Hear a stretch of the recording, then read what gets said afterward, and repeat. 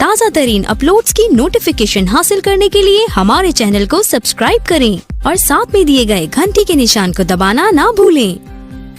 अगर हम इस उम्र में काम को छोड़ के आराम के पीछे चले जाएं तो फिर ऐसी ज़िंदगी का फ़ायदा क्या है। यहाँ पे मैं एक छोटी सी मिसाल खालिद बिन वलीद रज़ियल्लाहु ताला अन्हु की आपको देना चाहूँगा।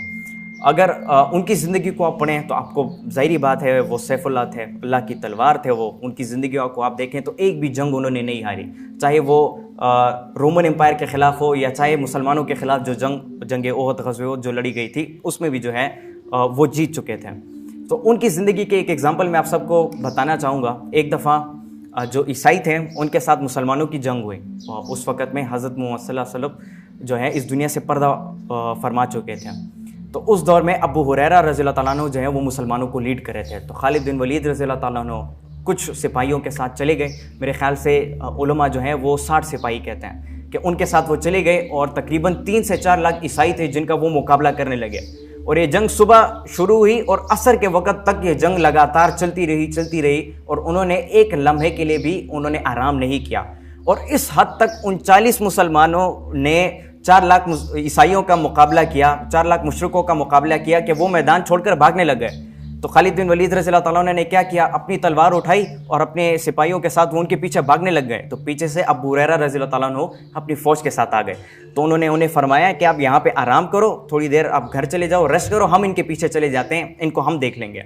वो आगे से क्या खूबसूरत अल्फाज फरमाते हैं कि आराम तो हम जन्नत में करेंगे, इस दुनिया में हम मेहनत करने के लिए आए हैं। तो वो उस एज में भी वो मेहनत करते रहे, ठीक है। वो जितने भी मुशरिक थे, जितने भी कुफ़ार थे, उन सब के ख़िलाफ़ लड़ते रहे। और हम इस उम्र में भी जो कि काम का उम्र है, मेहनत करने का उम्र है, हम इसमें घर बैठे आराम कर रहे हैं, जो कि एक बहुत ही गलत बात है। तो इंटरनेट और टेक्नोलॉजी का अच्छा इस्तेमाल करना शुरू करें, अपने फ़ायदे के लिए इस्तेमाल करना शुरू करें, क्योंकि आप अपने आप को खुद ही नुकसान पहुँचा रहे हो। आपको पता भी है कि ये मेरे लिए नुकसानदेह है, लेकिन फिर भी आप इसको कर रहे हो। इससे बड़ी जहालत की बात क्या होगी हमारे लिए। हमारी स्कूल जाने का, कॉलेज जाने का, यूनिवर्सिटी जाने का, डिग्री हासिल करने का क्या फ़ायदा फिर। समझ आ रही है मेरी बात आपको। एक बात मैं करना चाहूँगा एंड में रिस्पॉन्सिबिलिटी की। रिस्पॉन्सिबिलिटी हम सब जानते हैं क्या होती है, हमें कैसे अपनानी चाहिए, उससे क्या फ़ायदा होगा हमारी ज़िंदगी में, वो आप सब मुझसे बेहतर तरीके से जानते हैं। मैं सिर्फ इतना कहना चाहूँगा कि देखें, एहसास ज़िम्मेदारी एक इंसान को बहुत बड़े लेवल तक पहुँचा सकती है। एक अमेरिकन जो है मिलिट्री से ताल्लुक़ रखने वाला एक शख्स था, वो एक दिन स्पीच डिलीवर कर रहा था। तो उसने स्पीच डिलीवर करते वक्त एक बड़ी खूबसूरत बात की, और वो बात क्या थी कि आप पूरी की पूरी दुनिया को जीत सकते हो। पूरी की पूरी दुनिया को जीतने के लिए सबसे पहला काम क्या ज़रूरी है कि जब आप सुबह उठते हो तो अपने बिस्तर को ठीक कर लिया करो। हालांकि ये बहुत छोटी बात है, बहुत ज़्यादा छोटी बात है अपने बिस्तर को ठीक करना, लेकिन बहुत कम लोग इसको करते हैं।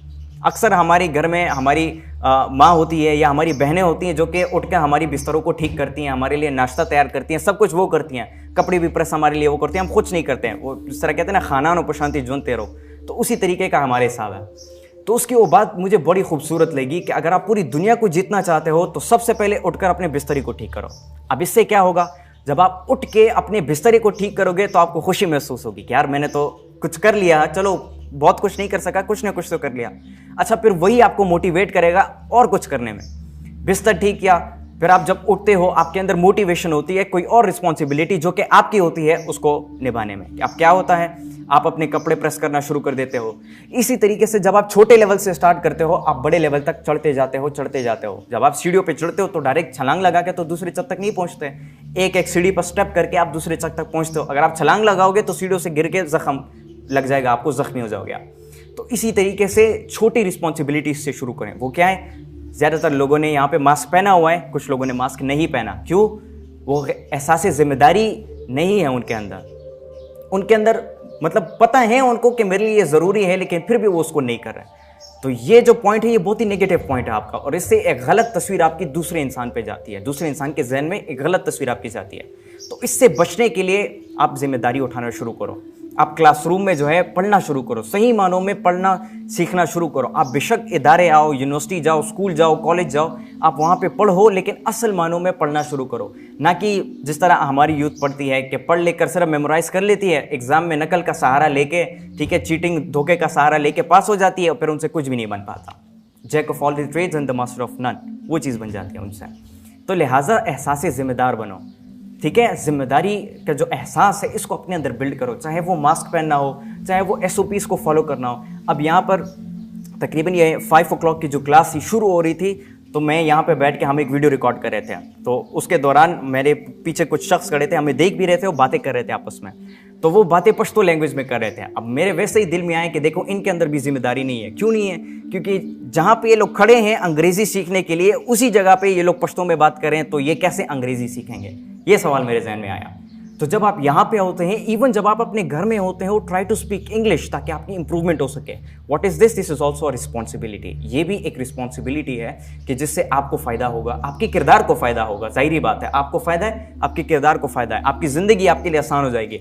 बाहर मुल्क में पढ़ने का मौका आपको मिल जाएगा, इंटरनेट पे अपनी सर्विसेज देने का मौका मिल जाएगा, आपको बहुत कुछ हो सकता है। एंड में मैं सिर्फ इतना कहना चाहूँगा कि देखिए फ्रीलांसिंग का दौर है, इंटरनेट का दौर है, बिजनेसेस सब कुछ जो है इंटरनेट की तरफ चलता जा रहा है। लोग अब प्रैक्टिकल कारोबार पे इतना फोकस नहीं कर रहे हैं जितना कि इंटरनेट के थ्रू लोग अर्निंग से फोकस कर रहे हैं। वो अलग बात है कि हमारे पाकिस्तान में इस चीज़ का ट्रेंड अभी तक शुरू नहीं हुआ, लेकिन उम्मीद है कि हमारे पाकिस्तान में लोग आ रहे हैं, आहिस्ता आहिस्ता आ रहे हैं, लेकिन इंशाल्लाह ताला आते जाएंगे इस चीज़ की तरफ। और याद रखें कि हमने इस प्लेटफॉर्म में भी काम करना है तो एक मकसद हमारा ज़रूर होना चाहिए। इंटरनेट के थ्रू अगर हमने पैसे कमाने हैं या हमने जो है बिज़नेस करना है, जो कुछ भी आप लोगों ने करना है, और वो क्या है, वो अपने मुल्क पाकिस्तान की अच्छी तस्वीर पूरी दुनिया को दिखाना है। क्योंकि जब आप इंटरनेट पे काम करना शुरू कर देते हो, आपकी मर्जी है, आप करना चाहते हो करो, नहीं करना चाहते ना करो, लेकिन जब आप करना शुरू करोगे तो हमारा पाकिस्तान जो है उसकी ग्रोथ शुरू हो जाएगी, इकोनॉमी हमारी मुल्क की मजबूत होना शुरू हो जाएगी और हमारी मुल्क की एक अच्छी तस्वीर पूरी दुनिया को नज़र आ जाएगी कि देखो पाकिस्तान के लोग भी अवेयर हो चुके हैं, वो भी इंटरनेट और इसकी अहमियत, टेक्नोलॉजी की अहमियत को जान चुके हैं और इसकी तरफ धीरे धीरे बढ़ रहे हैं। तो आप इंटरनेट के थ्रू अपनी जो कोई भी प्रोफेशन है आपका,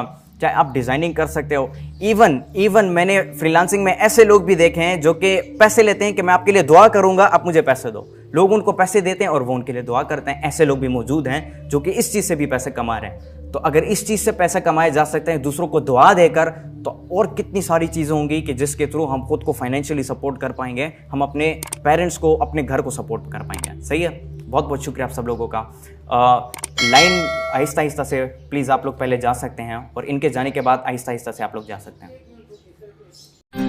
ताज़ा तरीन अपलोड्स की नोटिफिकेशन हासिल करने के लिए हमारे चैनल को सब्सक्राइब करें और साथ में दिए गए घंटी के निशान को दबाना ना भूलें।